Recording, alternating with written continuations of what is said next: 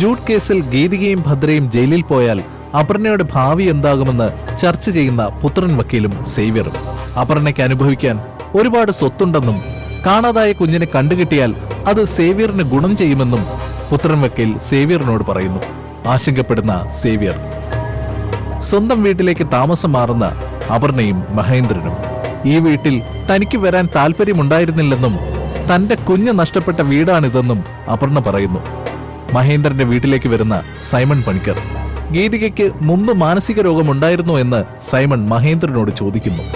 തന്റെ കുട്ടിക്ക് മാനസിക രോഗമൊന്നുമില്ലെന്നും എല്ലാം ശ്രീറാം ചന്ദ്രശേഖരന്റെയും ഭദ്രയുടെയും കളിയാണെന്നും പറയുന്ന മഹേന്ദ്രൻ ഈ ചോദ്യം അപർണയോട് ചോദിക്കുന്നു. അവൾക്ക് ഭ്രാന്തില്ല എന്നും അഭിനയിക്കാൻ അവൾ പണ്ടേ മിടുക്കിയാണെന്നും അപർണ സൈമണോട് പറയുന്നു. അപർണയുടെയും മഹേന്ദ്രന്റെയും മൊഴി രേഖപ്പെടുത്തുന്ന സൈമൺ പണിക്കർ. ഗീതികയെ മെന്റൽ ഹോസ്പിറ്റലിൽ കൊണ്ടുപോകുന്ന സൈമൺ പണിക്കർ. തുടർന്ന് കാണുക. ഈശ്വരൻ സാക്ഷിയായി അന്ത്യഘട്ടത്തിലേക്ക്.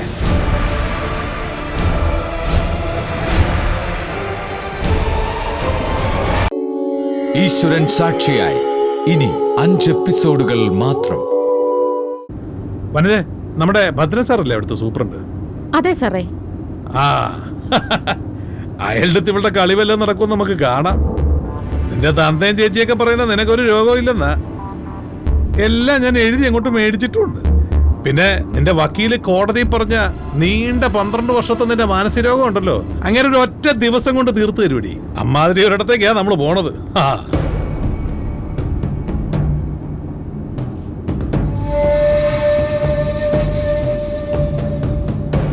അയ്യോ എന്റെ സാറ്, ഞാൻ സ്വെറ്റർ എടുത്തില്ല. അവിടെ ഭയങ്കര തണുപ്പല്ലേ, എനിക്ക് കോൾഡ് വരും. ഞാൻ അമ്മയോട് പറഞ്ഞു തന്റെ ബാഗിലെടുത്ത് വെക്കാൻ. ഈ അമ്മയുടെ ഒരു മറവി. സെറ്റർ വേണ്ടി വരും നിനക്ക്, സെറ്റർ തന്നെ വേണ്ടി വരും. വച്ചിട്ടുണ്ടേ നിനക്ക്. ഞാൻ പറഞ്ഞത് അമ്മയോട്. ശരിയാക്കി തരാം മോളെ. ഞാൻ അമ്മയോട് മിണ്ടൂല, നോക്കോ.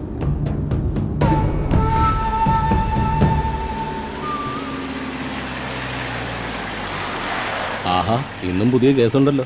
നീ അറിഞ്ഞില്ലായിരുന്നു പോലീസുകാർ കൊച്ചിനെ ഭ്രാന്തിയാക്കിയത്? ഓ, അത് ഇന്നത്തെ പത്രത്തിലുണ്ട്. ദാ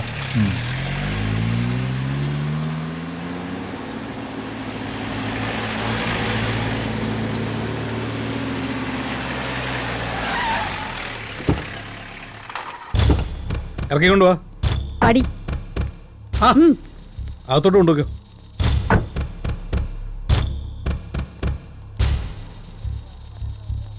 നമസ്കാരം. എന്താ ലേറ്റായേ? അവിടുത്തെ എഴുത്തുകുത്തൊക്കെ കഴിഞ്ഞപ്പോ ലേറ്റ് ആയിരുന്നു. പത്രത്തിലും ടി വിയിലും ഒക്കെ നിറഞ്ഞു നിൽക്കുകയല്ലേ? ടി വി തുറന്നാ ജൂഡ് കേസ് സൈമൺ പണിക്കരുവാ. എന്റെ പൊന്ന് സാറേ, നമ്മൾ ഈ സൈഡിൽ കൂടെ അങ്ങ് ജീവിച്ചു പോയിക്കോട്ടെ. അപ്പൊ എങ്ങനെയാ സംഭവം? അഭിനയമാണോ? ആ, എങ്കിൽ പിന്നെ ഒരു പുല്ലും പേടിക്കണ്ട. 1/2 മണിക്കൂറിന്റെ കാര്യം പൊളിച്ചടിക്ക് കൈ തരാം. എനിക്കറിയാം സാർ ഇവിടെ ഉണ്ടെന്നുള്ള ധൈര്യം കൊണ്ടാ ഈ കൊച്ചിനെ ഇങ്ങോട്ട് തന്നെ കെട്ടിയെടുത്തപ്പോ എനിക്ക് ടെൻഷൻ ഇല്ലായിരുന്നത്. അതൊക്കെ ഞാൻ ഏറ്റുന്നു. അതെ, എന്നാലും പഴയ കാലമൊന്നും അല്ല. പോരാത്തിന് പെങ്കൊച്ച നോക്കിയും കണ്ടൊക്കെ വേണം. അതിനല്ലേ ഞാൻ നമ്മുടെ ഒരാളിനെ തന്നെ ഡ്യൂട്ടി ഏൽപ്പിച്ചിരിക്കുന്നത്. അതാരാ? ഡോക്ടർ സുധീർ. അപ്പൊ അയാളുടെ കൺട്രോളിൽ തന്നെ ആയിരിക്കുമല്ലേ കംപ്ലീറ്റ് കാര്യങ്ങളും? അപ്പൊ വേറൊരു കുരിശ് വഴി ബ്ലോക്കാക്കി നിപ്പുണ്ട്. അയാൾക്കാ ശരിക്കും അസൈൻമെന്റ്. അയ്യോ, ഇതേതായി കുരിശ്? Doctor James. കുഴപ്പാവോ? അതൊക്കെ കുഴപ്പമില്ലെന്ന് ഞാൻ മാനേജ് ചെയ്തോളാം. ബാ ബാ വാടൂ.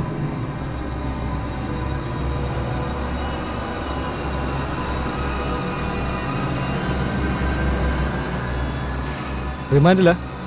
അതെ. എത്ര ദിവസം? 21 ദിവസം. Previous medical records? Doctor KPN മണിയുടെ ട്രീറ്റ്മെന്റിലായിരുന്നു. കംപ്ലീറ്റ് ഡീറ്റെയിൽസ് അതിലുണ്ട്. വരൂ ഡോക്ടർ സുധീർ, കമൺ ഇരിക്കേ. എന്തോന്ന് ഡോക്ടറെ ചരിത്രവും ഭൂമിശാസ്ത്രവും ഒക്കെ പരിശോധിക്കുന്നേ? ഇത് വാർഡ് 6-ലെ പേഷ്യന്റ് അല്ലേ? കൊലപാതകം നടത്തിയിട്ട് ജയിലിൽ കിടക്കാൻ വന്ന പെണ്ണല്ലയോ? അങ്ങനെ അളന്നും കുറിച്ചൊന്നും ട്രീറ്റ് ചെയ്യണ്ടെന്നേ. സുധീർ ഡോക്ടർ ഒന്ന് നോക്കിയേ. സർ.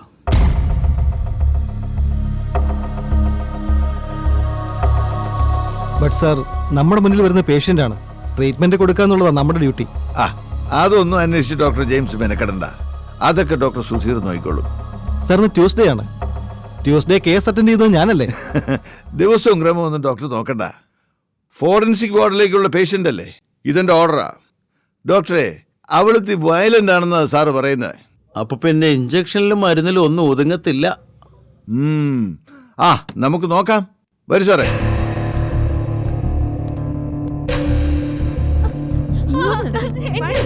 വെള്ളം പിടിക്കാതെ നടക്കാൻ എന്താടി കാണിക്കുന്നത്? നടക്കടി.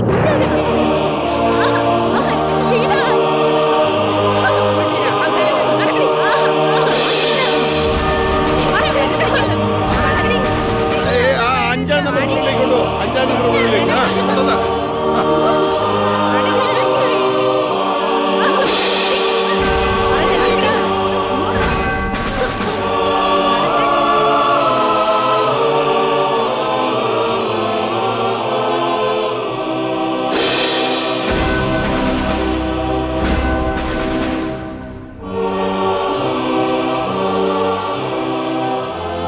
ആ ശ്രീറാം. ഹലോ ഡോക്ടർ, അവളെ കൊണ്ടുവന്നിട്ടുണ്ടോ? ആ വന്നിട്ടുണ്ട്. പക്ഷേ ഇതത്ര ഈസി അല്ല. അവർ പ്ലാൻ ചെയ്ത് ഉറപ്പിച്ചിരിക്കുക. ശ്രീറാം പറഞ്ഞപ്പോഴും ഞാൻ ഇത്രയും വിചാരിച്ചില്ല. അവർ തമ്മിൽ ടൈപ്പ് അല്ലേ ഡോക്ടർ? നമുക്ക് എന്ത് ചെയ്യാൻ പറ്റും? എന്നാൽ ഇത്ര ഓപ്പണായി ഇന്റർഫിയർ ചെയ്യുമെന്ന് വിചാരിച്ചില്ല. ആ ഡിവൈഎസ്പി സൈമണും സൂപ്രണ്ടും അവർ പറഞ്ഞ കേൾക്കുന്ന ഡോക്ടർ സുധീറും ഉണ്ട്. അത് കുഴപ്പമാണ്. ഞാൻ പറഞ്ഞില്ല ഇങ്ങനെ ഉണ്ടാവുമെന്ന്. എനിക്ക് ഉറപ്പായിരുന്നു. ഇനി ഡോക്ടർക്ക് എന്തെങ്കിലും ചെയ്യാൻ പറ്റും. ഇനി ഞാൻ നോക്കിക്കോളാം ശ്രീറാം. ഒരു കുഴപ്പം വരാത്ത രീതിയിൽ ഞാനിത് മാനേജ് ചെയ്തോളാം. ശ്രീറാം പേടിക്കണ്ട. Okay okay. ഡോക്ടർ. എന്നെ വിടാൻ എന്നെ വീട് എനിക്ക് വീട്ടിൽ പോണം. ഇല്ല, എന്നെ വീട്. വെള്ളം പിടിക്കാതെ ഇങ്ങോട്ട് വരാൻ. എന്നെ വിടാനല്ലേ പറഞ്ഞേ. എന്താടി സർക്കസ് കാണിക്കുന്നേ? നീ എന്താടി മെന്റൽ ഹോസ്പിറ്റലിനെ കുറിച്ച് വിചാരിച്ചേ? എനിക്ക് പോണം. നിന്നെ ഞാൻ മര്യാദ പഠിപ്പിക്കും. നിന്റെ അഭിനയം ഞാൻ ഇന്ന് നിർത്തും. ആ സാർ ഇന്ന് ബർത്ത്ഡേയാ. അനുവിന്റെ ബർത്ത്ഡേ. എനിക്ക് പോണം. ഞാനെല്ലാം പ്ലാൻ ചെയ്ത് വെച്ചേക്കുവാ. നിന്നെ ഞാൻ ബർത്ത്ഡേക്കും കല്യാണത്തിനും ഒക്കെ വിടാം. പക്ഷെ ഞങ്ങൾ ഒരുപാട് കാര്യങ്ങൾ പ്ലാൻ ചെയ്തിരിക്കുക. ബീച്ചിൽ പോണം, KFC-യിൽ വൈകുന്നേരം ഡിന്നറും, അങ്ങനെ ഒരുപാട്. നീ ആളുടെ കടിയാക്കത്തോളി. ഞാൻ നോക്കിക്കോളാം. സുധീര എവിടെ കാണിക്കുന്നത് മുഴുവൻ അടവാണ്. നോക്കിക്കോളാം സാർ. സൂക്ഷിച്ചോളണം. മോളെ ഇങ്ങോട്ട് നോക്ക്. മോളുടെ അസുഖം എന്തായാലും ഡോക്ടർ മാറ്റിത്തരാം. എന്റെ കോളിലൊക്കെ മാറി ഡോക്ടർ. ഇനി എനിക്ക് ഐസ്ക്രീം കഴിക്കാമല്ലോ. ഉടനെ ഒന്നും കഴിക്കാൻ പറ്റത്തില്ല. മോളുടെ അസുഖമെല്ലാം മാറിയതിനു ശേഷം പല ട്രീറ്റ്മെന്റ് ഉണ്ട്, പല വെറൈറ്റി ട്രീറ്റ്മെന്റ് ഉണ്ട്. മോളുടെ അസുഖം കംപ്ലീറ്റ് മാറും. മോളെ ECT എന്ന് കേട്ടിട്ടുണ്ടോ? ഉണ്ടോ? ഇലക്ട്രോ കൺവൽസീവ് തെറാപ്പി എന്ന് വെച്ചാൽ ഷോക്ക് ട്രീറ്റ്മെന്റ്. അനസ്തേഷ്യ ഇല്ലാതെ ECT കൊടുത്താലുള്ള അവസ്ഥ എന്താണെന്ന് അറിയോ മോൾക്ക്? പച്ച ജീവനോടെ നീ നിന്ന് കത്തും, സ്വർഗം കാണും. അത് വേണമോ എന്ന് നീ ആലോചിക്കും. സർ പ്ലീസ്, ആ കുട്ടിക്ക് ECT ഒന്നും ആവശ്യമില്ല. ഞാൻ ഗീതികയുടെ ഫയൽ മുഴുവൻ ചെക്ക് ചെയ്തതാ. ഡോക്ടർ KPN മണിയുമായിട്ട് സംസാരിച്ചു. ഇത്ര വലിയ ഇഷ്യൂ ഒന്നുമില്ല. മെഡിസിൻസ് കൊടുത്താൽ മാത്രം മതി. ആഹാ, ഡോക്ടർ ഇവളുടെ അസുഖത്തെക്കുറിച്ച് റിസർച്ച് ചെയ്തിരിക്കുകയാണല്ലേ. ഡോക്ടർ ഇങ്ങ് വന്നേ. സിസ്റ്ററെ നോയിക്കോളണേ. ശരി സർ. ഡി, നിനക്ക് വല്ലതും കഴിക്കാൻ വേണോ? ചോദിച്ചു കേട്ടില്ലേ? വാതർന്ന് പറയടി. എടി, നിനക്ക് വല്ലതും വേണോന്ന്? വേണ്ടെങ്കി വേണ്ട, അവിടെ കിടന്നോ. രജീഷേ, ശരി. പൂട്ടിയാരെ.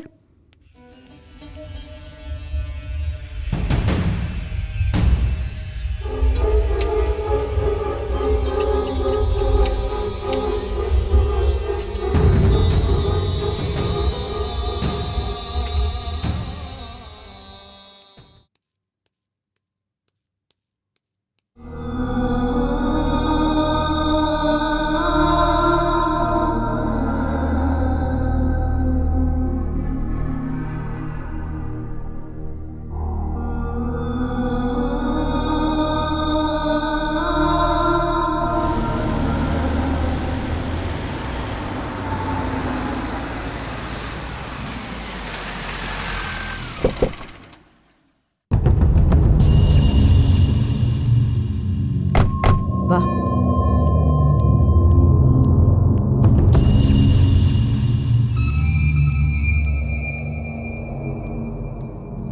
ഇതൊരു വല്ലാത്ത അറ്റ്മോസ്ഫിയറാ ചേച്ചി. എന്തിനാ അവളെ ഇങ്ങോട്ട് കൊണ്ടുവന്നേ? നമുക്ക് വേറെ ഓപ്ഷൻ ഇല്ലാത്തോണ്ടല്ലേ മീനു. എന്തായാലും ഇത് വേണ്ടായിരുന്നു.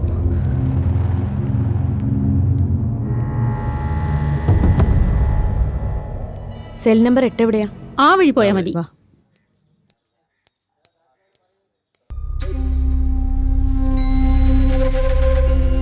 കൊച്ചേ കൊച്ചേ ദേ നിന്നെ കാണാൻ ആള് വന്നിരിക്കുന്നു.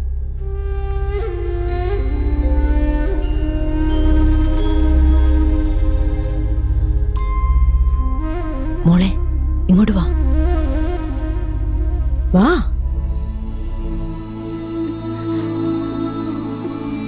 ചേച്ചി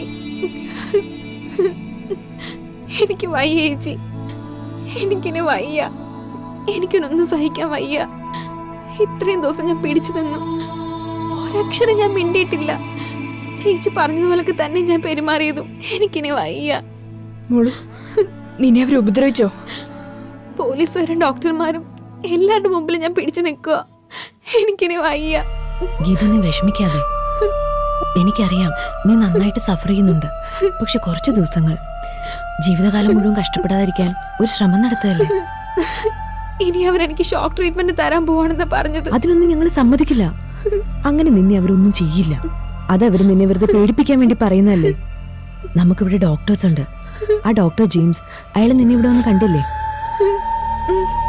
പക്ഷെ ആ ഡോക്ടർ ആകെ ടെൻഷനില്ല. ഏത് ഡോക്ടർ ഹെൽപ്പ് ചെയ്തെന്ന് പറഞ്ഞാൽ ഇതൊക്കെ റിസ്കാ. ഇതുപോലുള്ളൊരു സ്ഥലത്ത് മോളുവിനെ ഒരിക്കലും കൊണ്ടുവിടരുതായിരുന്നു. ഞാൻ അപ്പോഴേ പറഞ്ഞതാ, ഇവളൊരു കൊച്ചുകുട്ടിയല്ലേ, ഇവിടെ നിന്ന് ഇവക്കില്ലാത്ത ഭ്രാന്ത് പിടിക്കും. പക്ഷെ മീനു, ഞാൻ പറയുന്നത്. നിങ്ങൾ ആരാ? എന്താ ഇവിടെ? നിങ്ങൾ ആരാ? പറയൂ, നിങ്ങൾ ആരാ? ഞാൻ അഡ്വക്കേറ്റ് അഭിരാമി, ഗീതികയുടെ അഡ്വക്കേറ്റാ. വക്കീലല്ല, ജഡ്ജി വന്നാലും ഇവിടെ പേഷ്യന്റിനെ കാണാൻ സമ്മതിക്കില്ല. എന്റെ കക്ഷിയെ കാണാനുള്ള അനുവാദമല്ലേ, അതാരാ നിഷേധിക്കുന്നത്? ജയിലിൽ പോയി കക്ഷിയെ കാണുന്നത് പോലെ അല്ല ഇവിടെ. ഇവളൊരു മെന്റൽ പേഷ്യന്റാ. പേഷ്യന്റിനെ ഡിസ്റ്റർബ് ചെയ്യുന്ന ആരെയും ഒരു വിസിറ്റേഴ്സിനെ അലോ ചെയ്യാൻ പറ്റില്ല. ഇത് സ്ട്രിക്റ്റ് ഓർഡറാ. നിങ്ങൾ ആരും കണ്ടില്ല. കക്ഷിയുമായി നിയമകാര്യങ്ങൾ സംസാരിക്കാനുള്ള റൈറ്റ് എനിക്കുണ്ട്. ഇത് നിയമകാര്യമല്ല, മെഡിക്കൽ കാര്യമാ. Clear out. കമാൺ. എന്തുവാണ് ഇത്? വല്ലവരെയും പിടിച്ച് കഴിച്ചു എന്ന് പറഞ്ഞാൽ എന്തുവാണ് ഇത്? വെള്ളരിക്കപ്പെടണോ?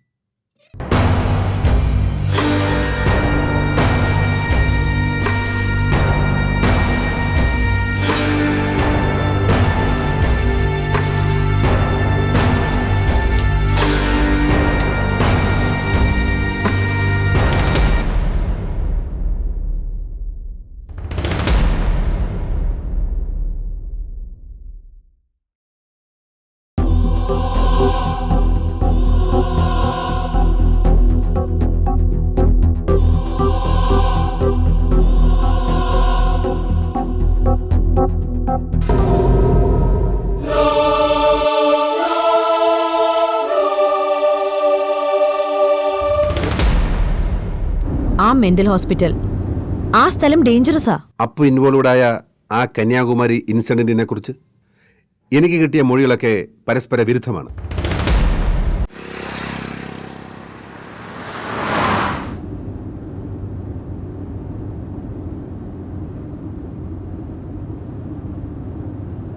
നീ പറഞ്ഞത് ശരിയാ ചീനു. ആ മെന്റൽ ഹോസ്പിറ്റൽ, ആ സ്ഥലം ഡേഞ്ചറസാ. ഗീതികയെ എത്രയും പെട്ടെന്ന് അവിടുന്ന് പുറത്തിറക്കണം, ഇല്ലെങ്കിൽ അപകടമാ. സത്യമാണ്. നമുക്ക് ചുറ്റും 10,000 തലവേദനകളുണ്ട്. അരവിന്ദ്, ചെന്നൈ കണക്ഷൻ, അഴകി. പക്ഷെ കാര്യങ്ങൾക്കൊരു ക്ലാരിറ്റിയിലേക്ക് എത്താൻ ഇനി വൈകിക്കൂടാ. എനിക്കറിയാമേ, കൃത്യമായ ഒരിടത്തേക്ക് ഫോക്കസ് ചെയ്തേ മതിയാവും. നമുക്കിനി ഒട്ടും സമയമില്ല. അങ്ങനെ ഒരു നീക്കം ഈ ഇൻവെസ്റ്റിഗേഷനിൽ വരേണ്ട സമയമായി. സൈമൺ എന്തെങ്കിലും ചെയ്യുന്നതിന് മുമ്പ്, അയാളുടെ ഫസ്റ്റ് മൂവ്മെന്റിന് മുമ്പ് നമുക്ക് സോളിഡ് ആയിട്ടുള്ള എവിഡൻസ് കണ്ടെത്തിയേ പറ്റൂ. അത് നമ്മൾ കണ്ടെത്തും. അതിന് ഞാൻ നേരത്തെ പറഞ്ഞതുപോലെ അപ്പുവിനെ നീ നമ്മളെ വീട് വരെ എത്തിക്കണം. അപ്പൂനെയോ? അതെ, എൻ്റെ ഫോക്കസ് ഇപ്പോൾ അവളില്ല, അപ്പുവിൽ. എനിക്ക് അവളെ നേരിട്ട് കണ്ട് വിശദമായിട്ടൊന്ന് സംസാരിക്കണം. അതിന് താമസിച്ചുകൂടാ. അവളിലൂടെ ഈ കേസിൻ്റെ മിസ്സിംഗ് ലിങ്ക്സ് നമുക്ക് കണ്ടെത്താൻ പറ്റൂ. നമ്മൾ കണ്ടെത്തിയ കാര്യങ്ങൾക്ക് പൂർണ്ണത വരണമെങ്കിൽ അവളുടെ മൊഴി ഉണ്ടാവണം. അവളുടെ മൊഴിയിലൂടെ മാത്രമേ അത് സാധിക്കൂ. ഞാൻ വിളിക്കാം, അപ്പൂനെ ഞാൻ വിളിച്ചോണ്ട് വരാം.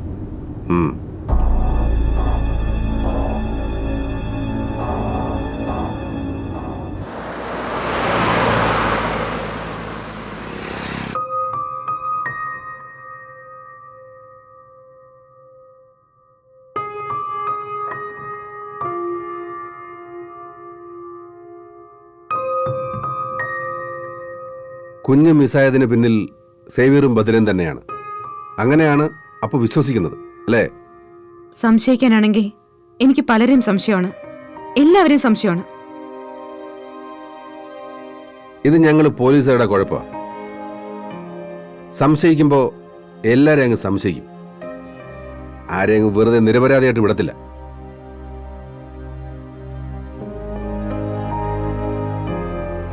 ട്രീസ അപ്പുവിന്റെ ജീവനെടുക്കാൻ ശ്രമിച്ചിരുന്നു.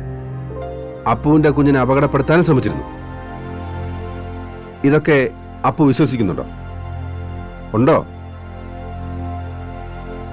ആ യാഥാർത്ഥ്യം അപ്പു വിശ്വസിക്കുന്നുണ്ട്. അത് അപ്പുവിനറിയാം. അപ്പു എന്നോടെല്ലാം തുറന്ന് സമ്മതിച്ചതുമാണ്. പക്ഷെ പെട്ടെന്നൊരു ദിവസം അപ്പു എന്നെ ശത്രുവാക്കി മാറ്റി. എന്താ കാരണം? എന്തിനായിരുന്നു?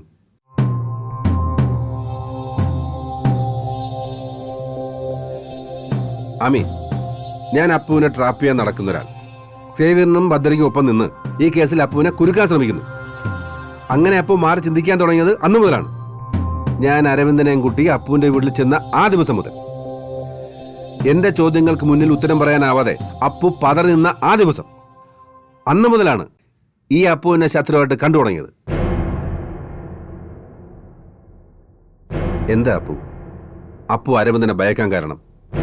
എന്താണ് നിങ്ങൾക്കിടയിൽ സംഭവിച്ചത്? അപ്പു തുറന്നു പറ. ഇതൊക്കെ ചോദിക്കാനും പറയാനുമാണല്ലേ നിങ്ങൾ എന്നെ ഇങ്ങോട്ട് കൂട്ടിക്കൊണ്ടുവന്നത്, അല്ലാതെ എന്റെ കുഞ്ഞിനെ കുറിച്ച് അന്വേഷിക്കാനല്ല. അപ്പു, പക്ഷെ ഇതൊക്കെ അറിഞ്ഞാലും സംസാരിച്ചാലുവേ നമുക്ക് ഈ കുഞ്ഞിന്റെ മിസ്സിങ്ങിൽ ആരാണെന്നുള്ളതിനെ കുറിച്ച് അറിയാൻ കഴിയും. ഇതൊക്കെ ഈ അന്വേഷണത്തിന്റെ ഭാഗമാണ്. നിങ്ങൾക്കൊക്കെ എന്താ അറിയേണ്ടത്? അറിയേണ്ടതൊക്കെ ഞാൻ നേരത്തെ പറഞ്ഞതല്ലേ. പിന്നെ എന്താ പുതിയതായിട്ട് ചോദിക്കേണ്ടത്? എന്താ അറിയാനുള്ളത്? അപ്പു പറയേണ്ടതൊക്കെ പറഞ്ഞു. പക്ഷേ എനിക്ക് സംശയങ്ങൾ ബാക്കിയാണ്. ഉത്തരം കിട്ടാത്ത ചില ചോദ്യങ്ങളുണ്ട്. എന്താ എന്താ നിങ്ങളുടെ സംശയം? ആരെയാ നിങ്ങൾക്ക് സംശയം? എന്താ നിങ്ങളുടെ ചോദ്യങ്ങള്? ചോദിക്കേ. ഞാൻ പറഞ്ഞില്ലേ അപ്പു ഇൻവോൾവ്ഡായ ആ കന്യാകുമാരി ഇൻസിഡന്റിനെ കുറിച്ച്. എനിക്ക് കിട്ടിയ മൊഴികളൊക്കെ പരസ്പര വിരുദ്ധമാണ്. ഞാൻ പറഞ്ഞല്ലോ, അതിന്റെ കാരണം ആ പോലീസ് റെയ്ഡാ. അങ്ങനൊരു സംഭവം നടന്നുപോയി. അത് ആരുടെയും തെറ്റല്ല, അത് സംഭവിച്ചു പോയതാണ്. അത് പുറത്തറിയണ്ട എന്ന് വിചാരിച്ചു. അതുകൊണ്ട് പ്രത്യേകിച്ച് ആർക്കും ഒന്നും നഷ്ടപ്പെട്ടിട്ടില്ലല്ലോ. അതിനെ ഈ കുറ്റകൃത്യമായിട്ട് ബന്ധപ്പെടുത്തേണ്ട കാര്യമുണ്ടോ? അതപ്പു സ്വയം തീരുമാനിച്ച പോരാ. എന്റെ ചില ചോദ്യങ്ങൾക്ക് അപ്പു ഉത്തരം പറയണം.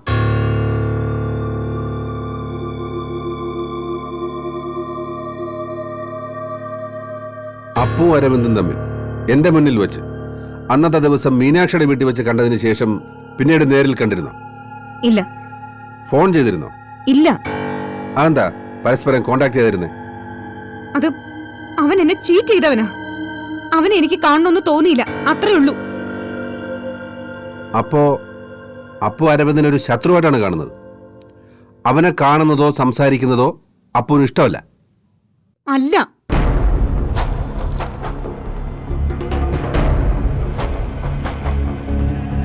ഇത് കഴിഞ്ഞ മാസം 27-ാം തീയതി ഡിവൈഎസ്പി സൈമൺ പണിക്കർക്ക്, അതായത് ഇപ്പൊ ജൂഡ് കേസ് അന്വേഷിക്കുന്ന പോലീസ് ഓഫീസർക്ക് അപ്പു കൊടുത്ത സ്റ്റേറ്റ്മെന്റ് ക്രൈംബ്രാഞ്ച് ഓഫീസിൽ നിന്ന് സംഘടിപ്പിച്ച. നേരെ ചൊവ്വേ ചോദിച്ച ചോദ്യത്തിന് മറുപടിയില്ലാതെ നീ ഉരുണ്ട് കളിക്കണമെങ്കിൽ അത് നിന്റെ മനസ്സിൽ കള്ളമുള്ളതുകൊണ്ടാ. നീയാ നിന്റെ കുഞ്ഞിനെ കാണാതിന് മുന്നിൽ കളിച്ചിരിക്കുന്നത്. ഇത് കഴിഞ്ഞ മാസം 27-ാം തീയതി ഡിവൈഎസ്പി സൈമൺ പണിക്കർക്ക്, അതായത് ഇപ്പൊ ജൂഡ് കേസ് അന്വേഷിക്കുന്ന പോലീസ് ഓഫീസർക്ക് അപ്പു കൊടുത്ത സ്റ്റേറ്റ്മെന്റ് ക്രൈംബ്രാഞ്ച് ഓഫീസിൽ നിന്ന് സംഘടിപ്പിച്ച.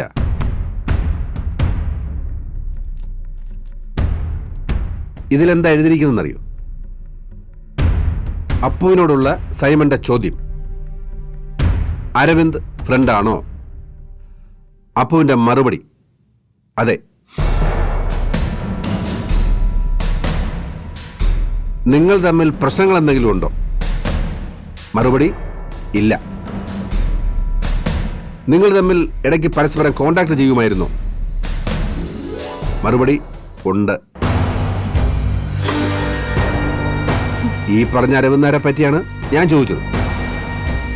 ഈ അരവിന്ദനെ പറ്റി തന്നെയാണോ ഇപ്പോ അപ്പു എന്നോട് പറഞ്ഞത്? അപ്പുവിന്റെ ശത്രുവാണ്, പരസ്പരം കാണാറില്ല എന്നൊക്കെ. ഇങ്ങനെ ഒരു മൊഴി സൈമന്റെ മുന്നിൽ കൊടുക്കാൻ കാര്യമില്ല. അതിലെന്തോ ഒരു കൊനഷ്ടുണ്ടല്ലോ. അത് പിന്നെ പറ.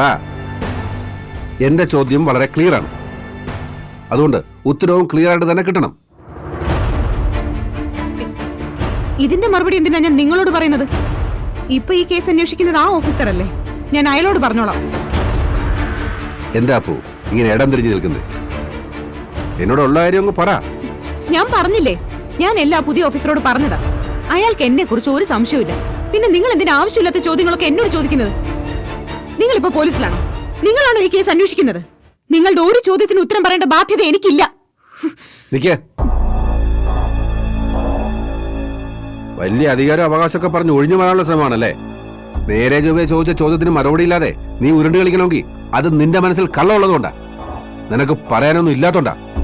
ആണെങ്കിൽ തന്നെ നിങ്ങൾ എന്തിനാ അതിനെക്കുറിച്ച് ടെൻഷൻ അടിക്കുന്നത്? ഈ കേസ് അന്വേഷിക്കുന്ന ഓഫീസർ അതിനെക്കുറിച്ച് ആലോചിച്ചോളൂ. നീ എന്നെ ചട്ടം പഠിപ്പിക്കണോ? യൂണിഫോം ഇല്ലാന്നേ ഉള്ളൂ, ഞാൻ ഇപ്പോഴും പോലീസ് തന്നെ. നക്ഷത്രത്തിന്റെ എണ്ണ ഉടുപ്പിന്റെ നിറവും വെച്ചല്ല ഒരുത്തൻ പോലീസ് ആവുന്നേ, അറിയോ? സത്യം അറിയാനുള്ള ശ്രമത്തിനിടയില്ല എനിക്ക് എന്റെ യൂണിഫോം പോയെ. അതുണ്ടെങ്കിലും ഇല്ലെങ്കിലും എനിക്ക് പ്രശ്നമില്ല. സത്യം ഞാൻ അറിഞ്ഞിരിക്കും, അറിഞ്ഞിട്ടേ പോവൂ. നിങ്ങൾ എന്ത് വേണമെങ്കിലും ചെയ്തോ, എന്നെ വെറുതെ ബുദ്ധിമുട്ടിക്കരുത്.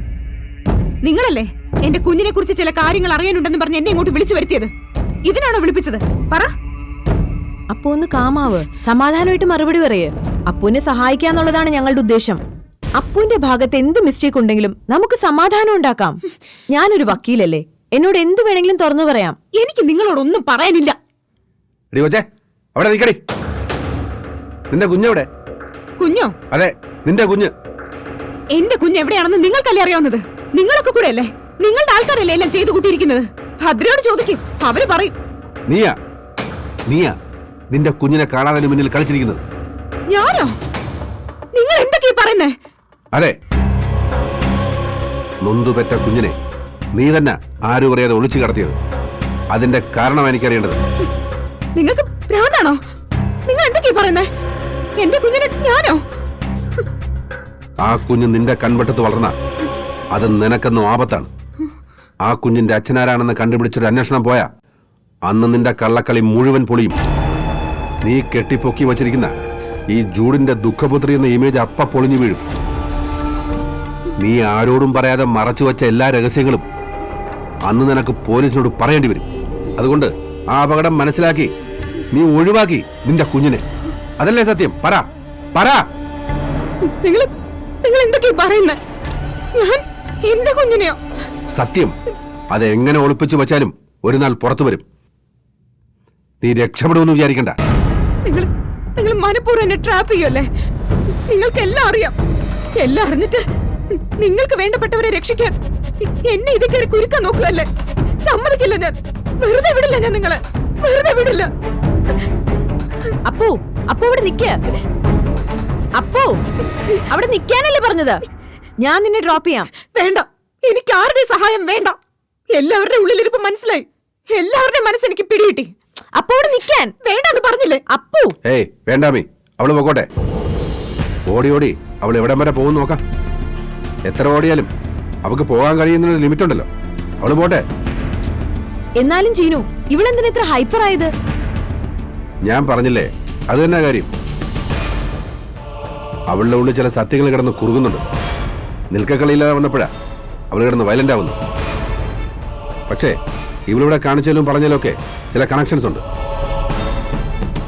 ഇനി നമുക്ക് പലതും ചെയ്യാൻ പറ്റും. ആ വിശാഖ്, അവനെ നമുക്ക് ഇനി പോക്കണം. വിശാഖിനെയോ? കടിച്ച പാമ്പിനെ കൊണ്ട് വിഷം കേട്ടിട്ടില്ലേ? അവനെ ഇങ്ങനെ കൊണ്ടുവരണം. അവനെ കൊണ്ട് തന്നെ നമുക്ക് ഈ വിഷം ഇറക്കണം. പക്ഷേ അവന് പൊക്കാൻ എന്തൊരു വഴി? വഴിയുണ്ട്. നിഖിലിനോടും മീനാക്ഷിയോടും ഇങ്ങോട്ട് വരാൻ പറ. ചെല്ല്. ഞാൻ വിളിക്കാം.